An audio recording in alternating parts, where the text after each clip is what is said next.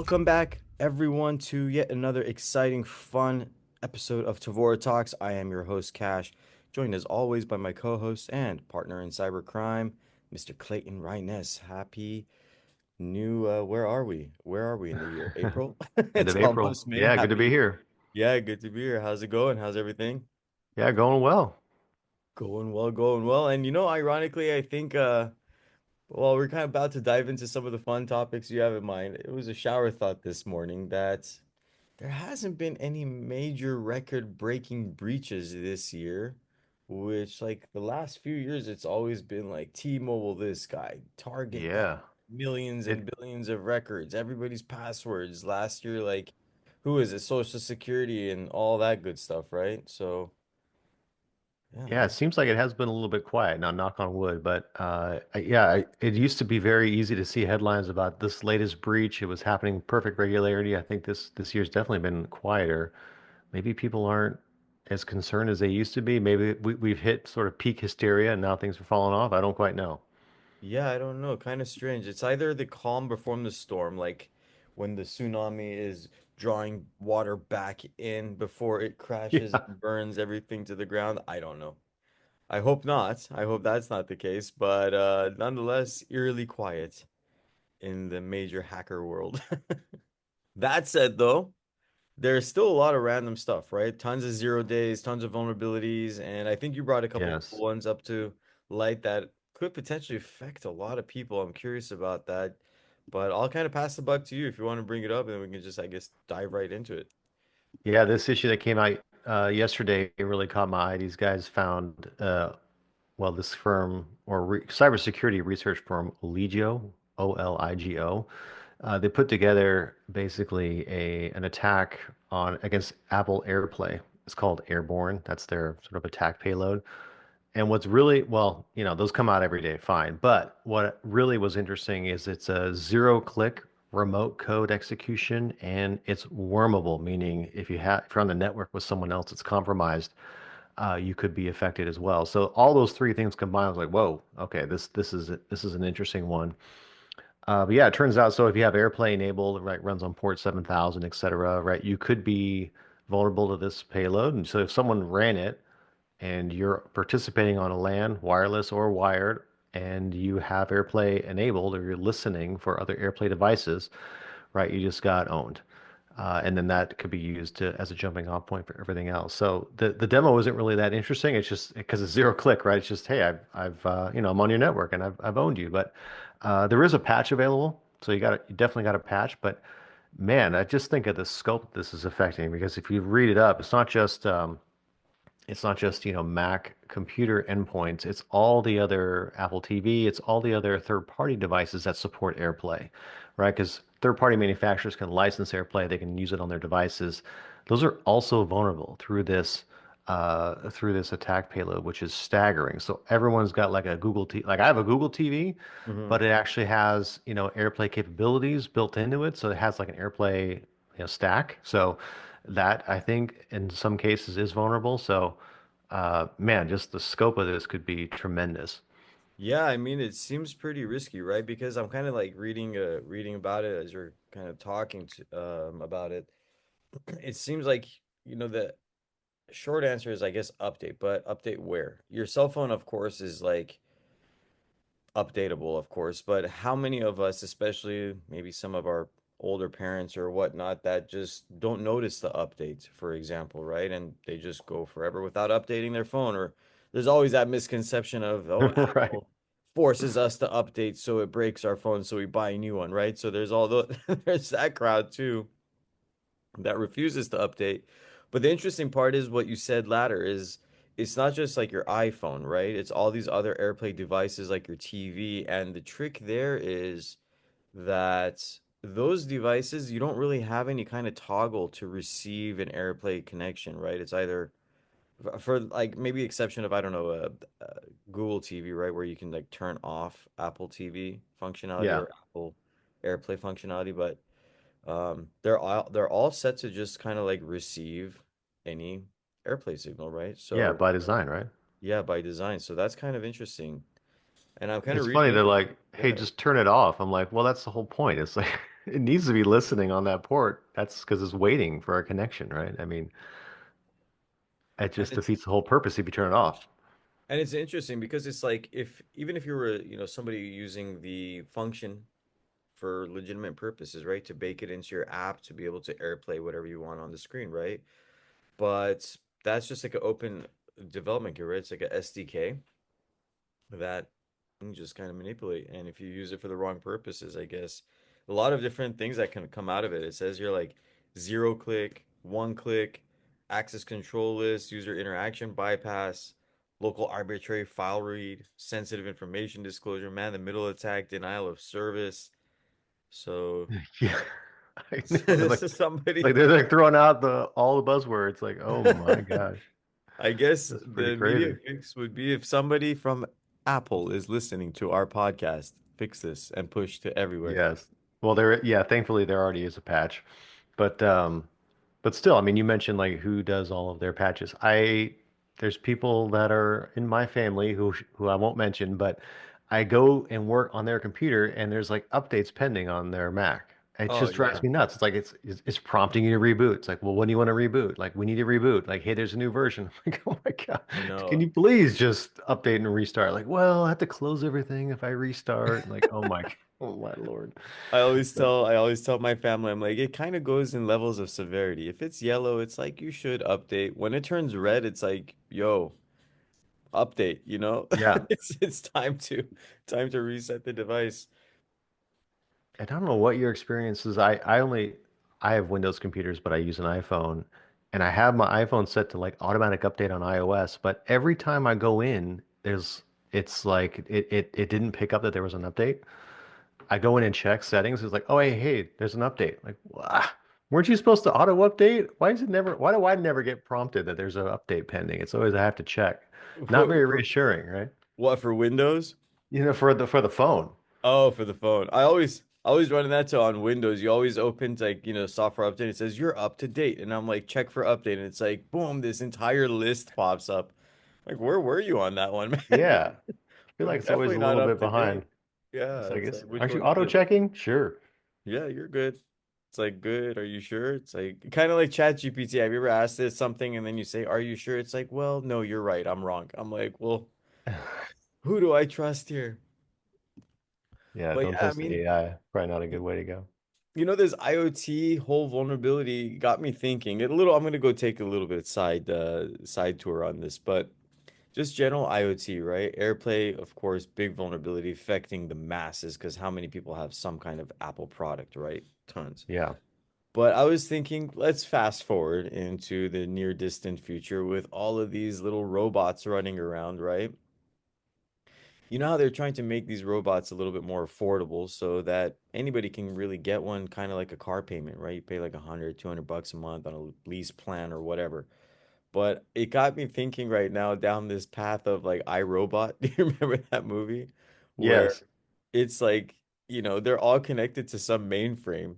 And then if these attackers or whoever, and maybe these things have like an impending vulnerability or 0 days come, like drive by hack your robot, and it just starts doing all the random stuff, karate chops in your family room or whatever. That'd be an interesting future we're going into with all this IoT Man, stuff.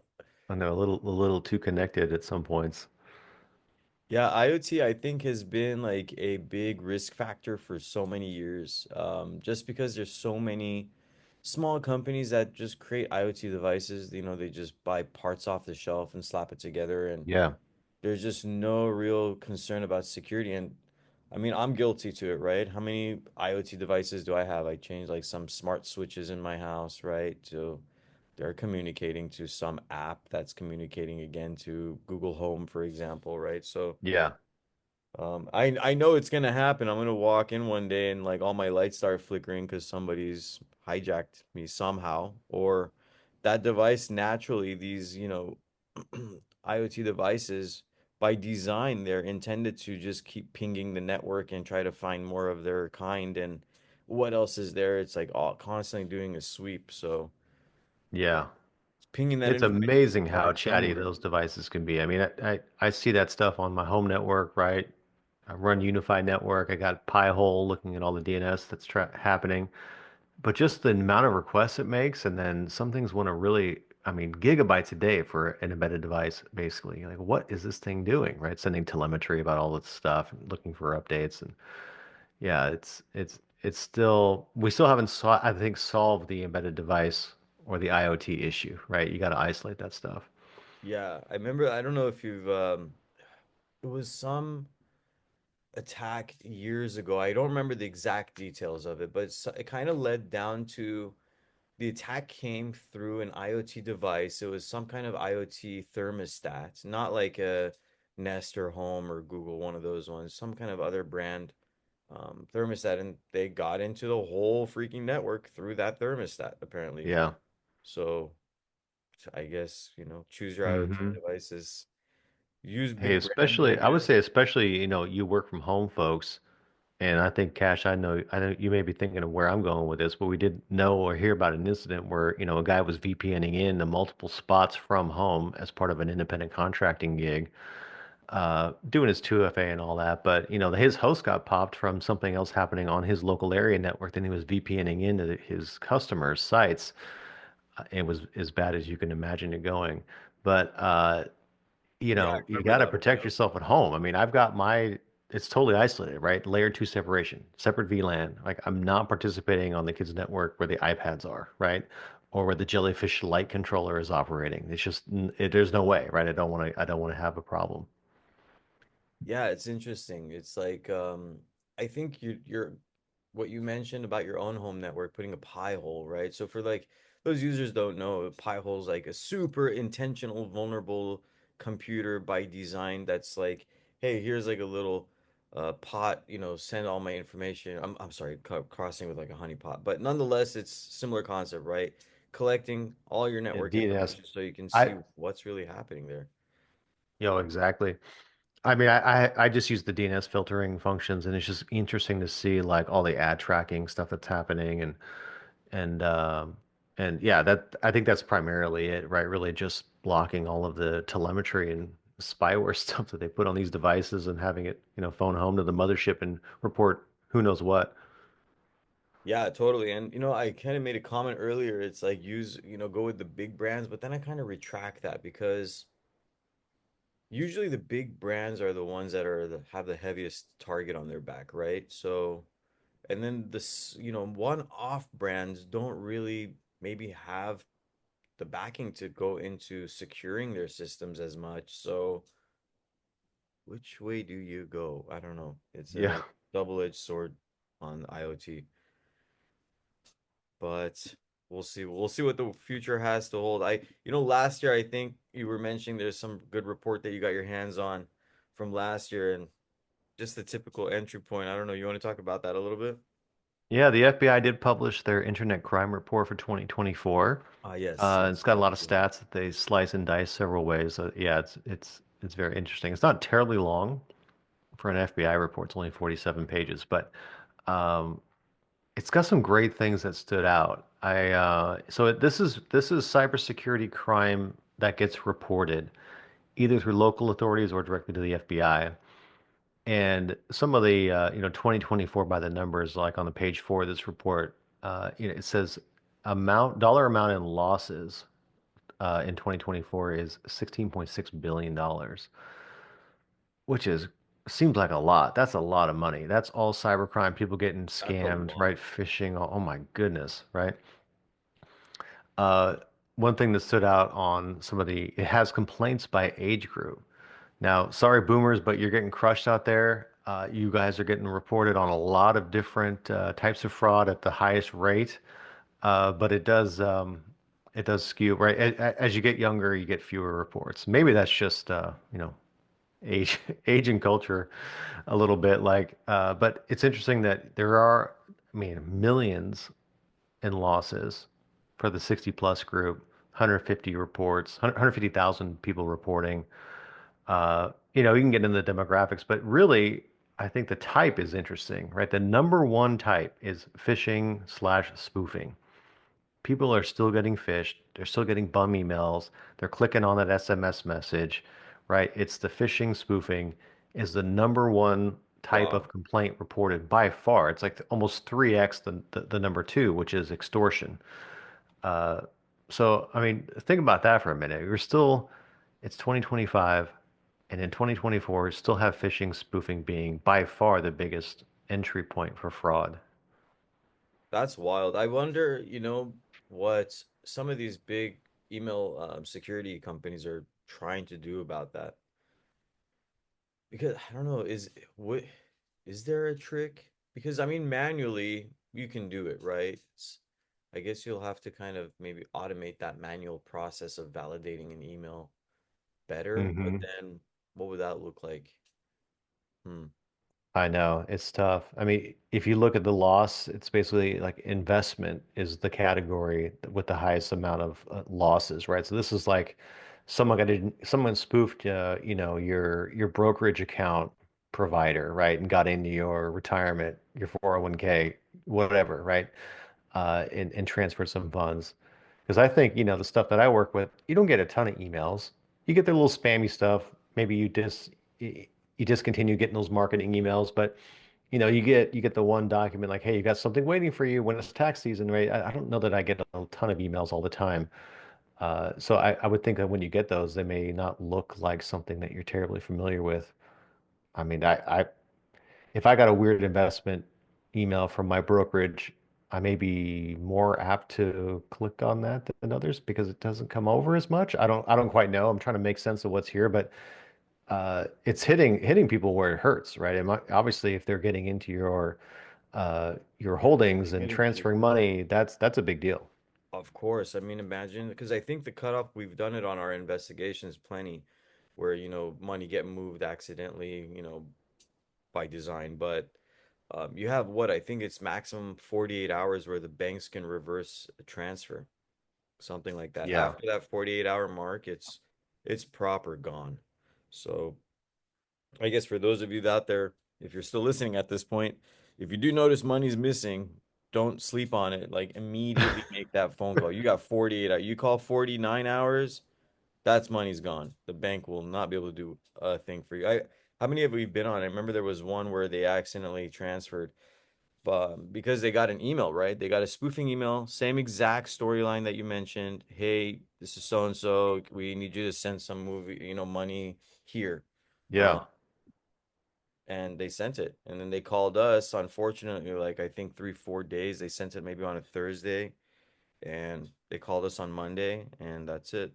You know, Story closed. But yeah, it's interesting about the emails, phishing, spoofing, just everything. Texting. I don't know about you, I get so many. I still haven't figured out what the end game is of these arbitrary texts. They just say, "Hey, how's it going?"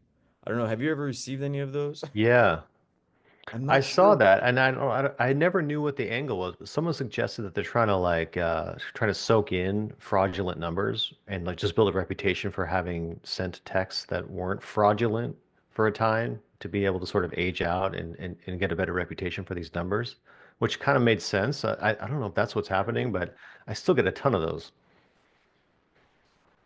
Yeah, I never figured out the angle. I know some of them even like try to get you to communicate on WhatsApp, and I'm like, why? I really don't know what the pull is. And I feel like a couple of them I had time that day, I was bored. I'm like, what's your angle, dude? If you're trying to scam me, it's not gonna work. What are you trying to get out of this? And of course, that conversation went nowhere, but I tried. Um, Yeah. but nonetheless, yeah, I guess long story short, everybody out there, stay vigilant, right? If you do have systems, a lot of IoT in your house or even corporate network or even small business network, there's a lot of out of the box, um, ready to plug and play devices out there that, are a honeypot or are a pie hole ready to go, right? So definitely recommend that. There's some really easy ones to use. And beyond that, some of these reports, like Clayton, you mentioned these FBI reports, they're always good. I wish they were a little bit more readily accessible and everybody really knew about how to find them and get them and look at them and read them. But, everybody's more attracted to mainstream media than the real stuff, I guess. But Just stay vigilant, I guess. Yeah. Pick your Think before you devices. click. Think before you click, or you can take my approach. Just don't even open the email. I'm kidding. That's the safest way to not getting Sure. spammed is don't check your email.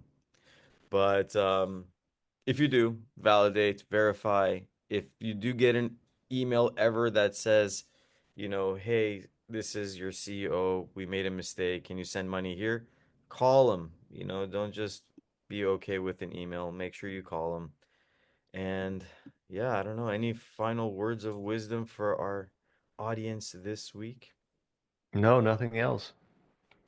Awesome, awesome, awesome. So I guess with that, thank you everyone for listening to Tevora Talks. Make sure you listen to our podcast on YouTube, Spotify, Apple Podcasts, Google Podcasts, wherever available. YouTube, if you are there, please like, subscribe. And of course, if you have a cool topic you want to chat about, we'd love to chat with you or love to take your topic and run with it. Feel free, reach out to us, find a way to get a hold of me and Clayton. And of course, if you do, we'll probably send you some fun Tavora Talk swag bag. But with that said, I guess any last words? If not, I guess till next time.